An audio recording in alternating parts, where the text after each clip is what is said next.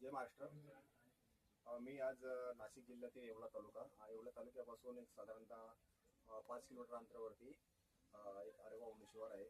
जिथे आपल्या महाराष्ट्रातील जसे आपले 3.5 शक्तिपीठे आहे तसेच एक जगदंबे मातेचं कोटमगावचं खूप प्रसिद्ध मंदिर आहे. आणि त्या मंदिरापासून थोड्या अंतरावरती एक खुर्द आणि बुद्रुक असे 2 गाव आहेत. कोटमगाव खालच्या वर्षे म्हणतात आणि देवीच्या कोटमगाव नंतर एक 5 किलोमीटरवरती विठ्ठलाचा कोटमगाव आहे. आणि तिथून एक रस्ता आहे, त्याच्या आतमध्ये उंदरवाडी खेड्याच्या जवळ आडगाव शिवार आहे. आणि त्या शिवारामध्ये एक आपला तरुण एक आज 20-22 वर्षाचा तरुण आपला, त्याचं नाव राहुल खोकले आहे.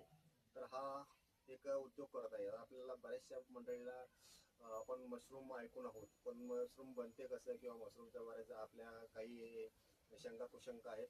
तर प्रत्यक्षात त्या आपल्या ज्या काही शंका असतील त्या शंकाचं निरसन करण्याकरताच मी आज नाशिकवरून राहुलच्या फार्मवरती खास आलेलो आहोत.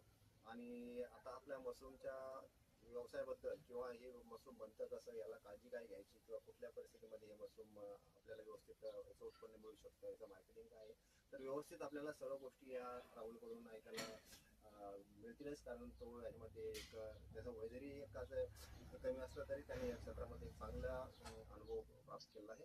आणि त्या अनुभवाचा आपल्याला सर्वांना निश्चितच चांगला फायदा होईल. तर आपण आता राहुलकडूनच विचारू. राहुल नमस्कार. तर आम्हाला थोडी याबद्दल माहिती पाहिजे. तर सुरुवातीला कसं कसं आपण याची सुरुवात कशी करतो, तर हे जरा सांगितलं बरं. आपण ना हा उद्योग एकदम कमी खर्चात आणि एकदम छोट्याशा जागेपासून सुरुवात करू शकतोय.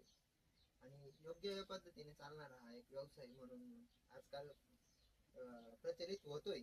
अजून झालेला नाहीये एवढा, पण यात चांगली वाव भेटते. आणि अशा प्रकारे आपण बॅग वगैरे भरून त्यांना हँगिंग करायची पद्धतीनुसार त्याला आपण आपल्या याच्यात योग्य ते प्रोडक्शन देऊ शकतो. हँगिंग म्हणजे आता ही व्हर्टिकल पद्धत आहे ना. हो तर हे आपल्याला बनवावं लागतं. हो, हे आता हे सगळं स्ट्रक्चर आपल्याला आपल्या योग्य पद्धतीने जसं आपण काम करणार त्या हिशोबाने आपण आपल्या पद्धतीने बनवून घ्यायचं. आता या किती बॅग आपण साधारणतः त्याच्यात कसं काय त्याचं लिमिट आहे का? नाही, तसं आपल्या जसं आपण स्ट्रक्चर बनवतो त्या स्ट्रक्चरची कॅपॅसिटी किती आहे त्यानुसारच आपण त्या बॅगा लावतो. आपण जर स्ट्रक्चर मजबूत बनवलं तर त्याच्यावरती आपण कॅपॅसिटी वाढवू शकतो बॅगांची. म्हणजे आपलं प्रोडक्शन वाढेल, कॅपॅसिटी वाढल्यानंतर बॅगांची क्वांटिटी वाढेल, क्वांटिटी नंतर प्रोडक्शन वाढतं.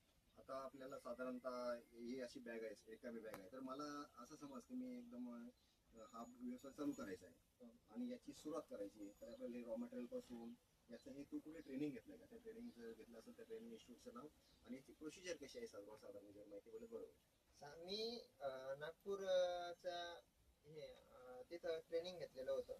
त्यांचा पोलाइट मशरूम फार्म म्हणून अकॅडमी आहे. त्यांनी त्या योग्य पद्धतीने ट्रेनिंग देतात, आपल्याला सर्व गोष्टी समजून सांगतात. आणि अडचणीचे काही प्रॉब्लेम वाटला तर ते आपलं प्रॉब्लेमचं सोल्युशन पण देतात. आणि त्यांच्याकडून आपण बी वगैरे ते सगळं प्रोव्हाइड करतात. योग्य पद्धतीने मार्गदर्शन पण करतात, काही प्रॉब्लेम नाही येत तसा. आता बघा, राहुलच्या इन्स्टिट्यूटचं नाव सांगितलं. त्या इन्स्टिट्यूटवाल्यांशी जर माझं पण बोलणं झालेलं होतं, जेव्हापर्यंत माझा आमचा दोघांचा परिचय नव्हता, तर त्यांनी मला राहुलचा नंबर दिला होता. आणि मला हे माहिती नव्हतं की राहुल हा माझ्याच गावचा एक मुलगा आहे. तर मी ज्यावेळेस फोनवरती कॉन्टॅक्ट झाला आमचा आणि त्याच्याकडून कळलं की मला मी अशा ठिकाणी राहतो. तर मी आज पोळ्याचा जो सण असताना, आज बघा शेतकऱ्यांकरता खूप मोठा सण आहे, आज बैलांचा सण आहे. पण मी नाशिकवरून खास राहुलला भेटण्याकरता आज, आणि त्याने पण वेळ मी सकाळी सांगितल्याप्रमाणे तो आज बाहेर गावी होता, पण तिथून तो परत आलाय आणि तो आपल्याला खूप चांगली माहिती देत आहे. तर आपल्याला साधारणतः जर हे आम्हाला आमच्या महिलांना किंवा आमचे जे काही तुझ्यासारखे जे युवक आहेत यांना जर चालू करायचं जर ठरलं तर तू काय सांगतो, कशा प्रकारे चालू करू शकतो? हा व्यवसाय कमी अगोदरच म्हटलं की कमी खर्चापासून आपण सुरुवात करू शकतोय. तर आपण 5-10 हजारापासून या व्यवसायाला सुरुवात केली तर योग्य मार्गदर्शनाखाली जर सुरुवात केली तर नक्कीच त्यांना फायदा होण्याची शक्यता आहे. शक्यता म्हणजे 100% फायदा होईलच. आणि तुझ्याकडून आम्हाला आमच्या समजा तसं मी आलो हो. तर मला त्याच्यावरून काय उद्या माझ्या समजा जे काही मी शिवउद्योग संघटनेचं काम करतो, हो. शिवउद्योग संघटना एक सामाजिक संस्था आहे, हो. बरोबर आहे, जी शिवसेना पक्षाशी संलग्न आहे. तर आम्ही आमचा उद्देशच आहे की जे तुझ्यासारखे सुशिक्षित बेरोजगार आहे हो. किंवा ज्या महिला आहेत त्यांचं सक्षमीकरण करायचं आहे. हो. तर त्याच्या अंतर्गत आम्हाला हा अशी काही व्यवसाय आम्ही शोधतोय की जेणेकरून आता बघा मी 15 ऑगस्टच्या दिवशी गडचिरोलीला गेलो, तिथं पण त्या लोकांच्या अशाच त्यांच्या आमचा उद्देश असा आहे की आपल्याला कमीत कमी भांडवलामध्ये बरे असे उद्योग चालू करायचे आणि लोकांना काहीतरी सहकार्य करायचंय. तर याचा जर कधी समजा आपल्याला जर चालू करायचं असेल, बघा लोकांना आपल्याला बऱ्याच लोकांचा प्रश्न असतो की आम्हाला उद्योग चालू करायचा पण त्याच्यामध्ये आम्हाला चांगलं शेड पाहिजे किंवा आम्हाला चांगली जागा पाहिजे. आता ही जर परिस्थिती बघितली समजा साधारणतः या शेडची, तर आपल्या लक्षात येईल की जर करायचं आपले जर कधी उद्देश चांगला असला आणि आपल्या जर कधी खरंच मनापासून काही गोष्टी करायच्या असल्या तर परिस्थितीवर मात करून आपण सर्व करू शकतो.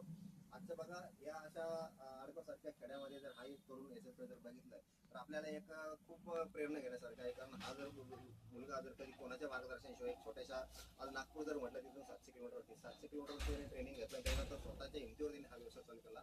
याबरोबरच तो मशरूम बरोबर अजून त्याचं मला वाटतं आमच्या येवल्याचं एक प्रसिद्ध म्हणजे जर सर्वांना माहिती की येवला जग प्रसिद्ध कशा करताय पैठणी करताय, तर पैठणीचा पण त्याच्याकडे लुमायचा आपण त्यानंतर थोडे पैठणीच्या त्यात पण जो पण आता आपल्याकडे जो मुख्य विषय जो आहे तो मुख्य विषय आपला हा मशरूमचा आहे. तर मी राहुल हे विषय हे करतो की आता आम्हाला समजा असं समज की आमच्या 5 महिला तयार झाल्या, त्यांना व्यवसाय करायचा आहे, तर याची आम्हाला काय काय तयारी करावी लागेल? त्याची म्हणजे कसं आहे की त्यांना भुसा अवेलेबल त्यांना स्वतःला करावं लागेल आणि कुठला लागेल याला?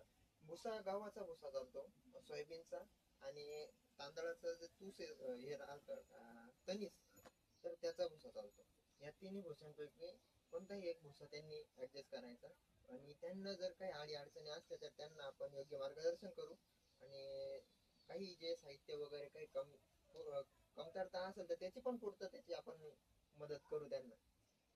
तर हे आपल्याला मटेरियल समजा जसं रॉ मटेरियल म्हणतो याच्यात जे हो. लागतंय याचं बीज आहे ते लागतंय, म्हणजे आपल्याला भुसा त्याचा आपण इकडे समजा आपल्याला मिळालं, हो. पण याचं जर आपल्याला काही त्याचं बीज असेल हो. तर ते आपल्याला विकत घ्यावं हो, लागतं, त्या संस्थेकडून घ्यावं लागतं. संस्थेकडून विकत घ्यावं लागतं त्यांच्याकडून.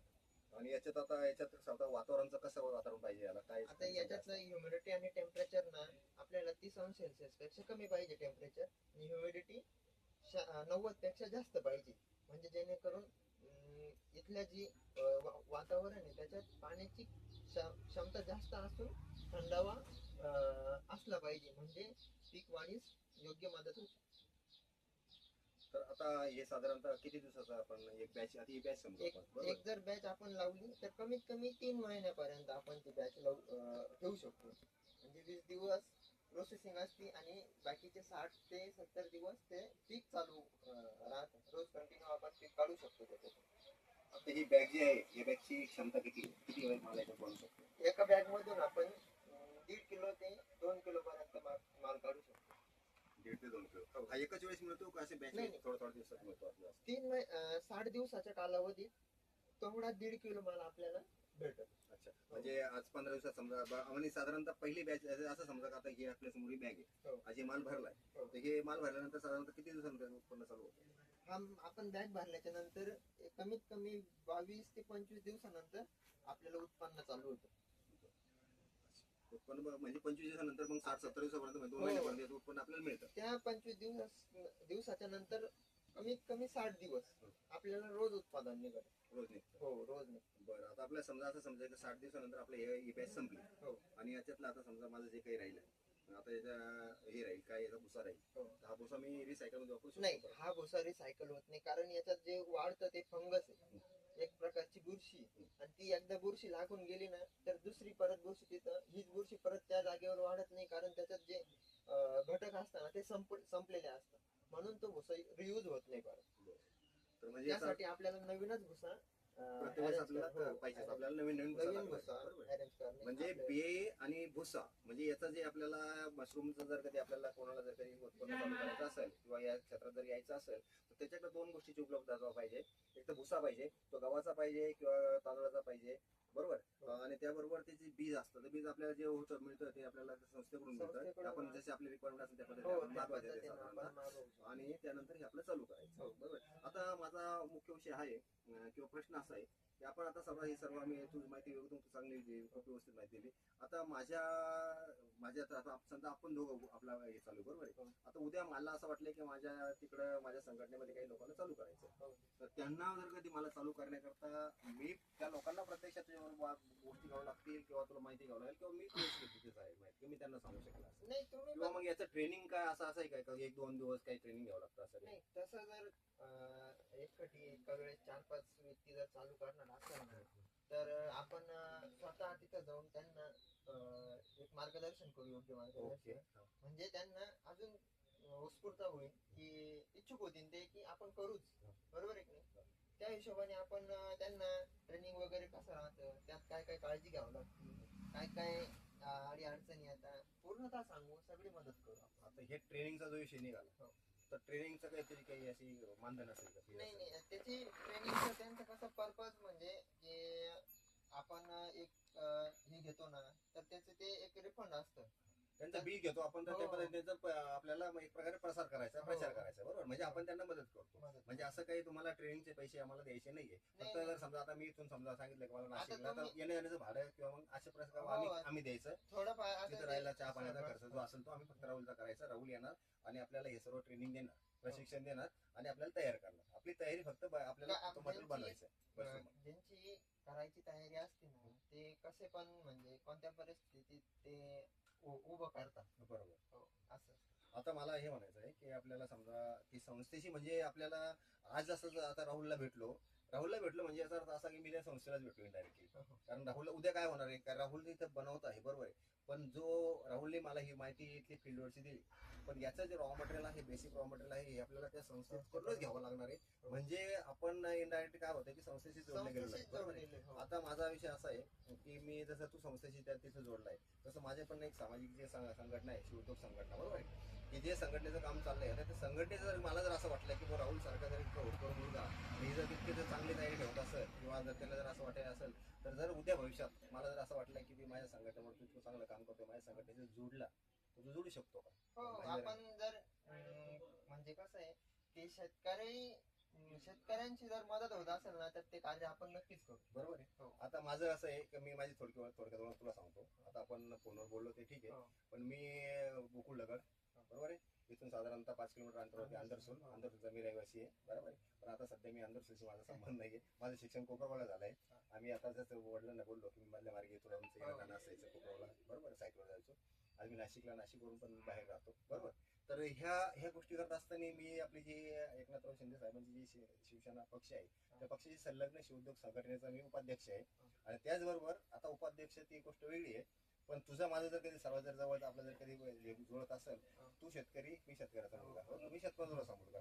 आणि कृषी समिती जी आहे आपल्या या शिवोद्योग संघटनेमध्ये जी कृषी समिती आहे, तर त्या समितीचा राज्य प्रमुख मी आहे. तर माझं एक कर्तव्य असं आहे की मला जास्तीत जास्त शेतकऱ्यांना किंवा शेतकरी पुत्रांना यामध्ये हे अशासारखे छोटे मोठे उद्योग जे आहे तर त्यांच्या ऐपती प्रमाणे ते करू शकतील, यामध्ये मला हे कार्य करायचं आहे. आणि माझी पण इच्छा आहे की तू जर कधी सारखे होतकरी योग जर कधी आमच्या शिवोद्योग संघटनेशी या क्षेत्राशी जोडले, तर तुझा मी योग्य जो सन्मान करेल, तुला योग्य ते पद मिळेल, बरोबर आहे. आणि तुझं कधी याच्यात फक्त तुझं एक काम एकच राहील की मी जिथं सांगेल तिथं फक्त हा राहुल आपल्याला फलान ठिकाणी जायचं, ट्रेनिंग द्यायचं आहे, हे जर तुझं हे काम सांभाळून तुला कुठल्याही कामात तुझ्या हे होणार नाही, कारण तुझ्या लोड दिसतोय मला, हे भरपूर लोड आहे.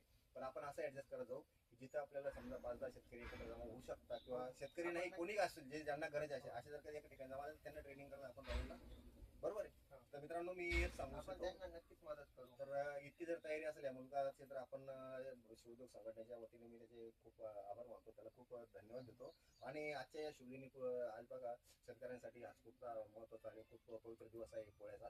तर मी ईश्वराकडे प्रार्थना करतो की याला या कार्यात खूप मोठं यश लाभू दे.